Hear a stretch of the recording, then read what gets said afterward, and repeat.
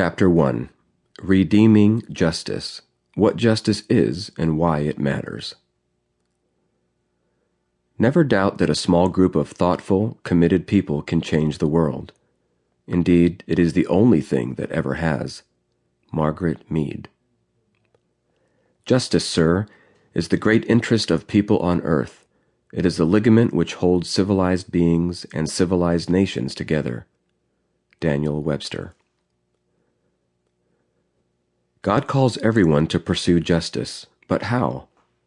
My friend is a police officer because he believes in upholding our country's justice system. I understand that conviction, and I wouldn't want to live without the rule of law.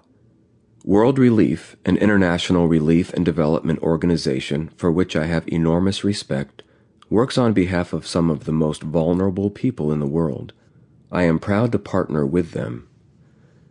Many of my spiritual mentors have demonstrated to me, year after year, a commitment to pursuing discipleship and righteousness. Their goal is to become more like Jesus in the way they think, believe, and act.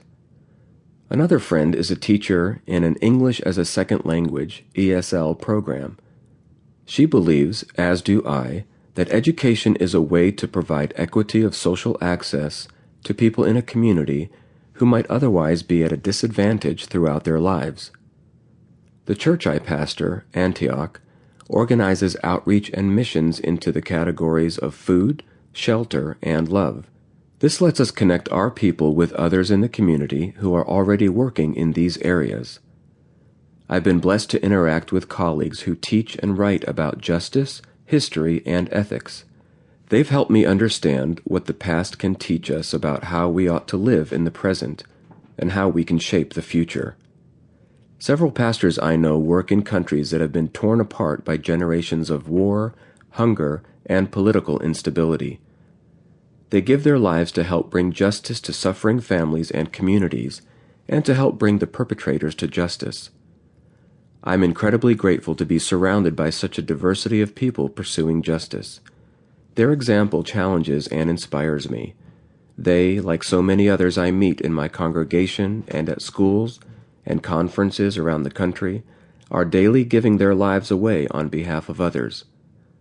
However, this array of justice stories also presents a question, one you have perhaps asked yourself. If I want to pursue justice with my life, how and where should I start?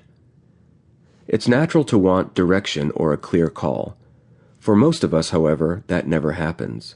We aren't told explicitly to move to a certain city, or take a certain job, or study a certain thing, yet the hunger remains to change the world. That's exactly why it's vital to consider the widest, most biblical definition of justice we can. Each of these applications of justice is good, but none is complete. Justice is something far broader than a single life can hope to capture, no matter how well it is lived. Justice can be messy on its borders and unclear in the exact ways it ought to be understood or pursued or applied, and that's a good thing. It means that God, who is perfectly just and who desires justice for all of His creation, can ask us to use our unique talents and passions and experiences to pursue justice. Wherever we find ourselves, we can make a difference. And that difference starts with understanding more about what justice really is. A wider view. Back when I was studying philosophy in graduate school, we learned to distinguish the difference between simple concepts with a single or easy definition and complex concepts that require multi-layered definitions. Often, for these more complicated concepts, a cluster of definitions was needed to fully capture their meaning. There are many singular examples of justice.